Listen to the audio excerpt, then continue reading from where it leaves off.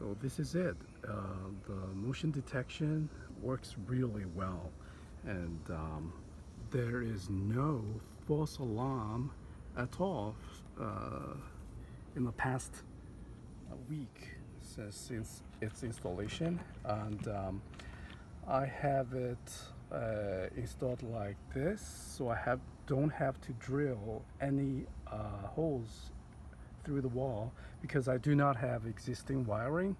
So I bought a AC transformer from Amazon and have routed the wire through the door jamb like this.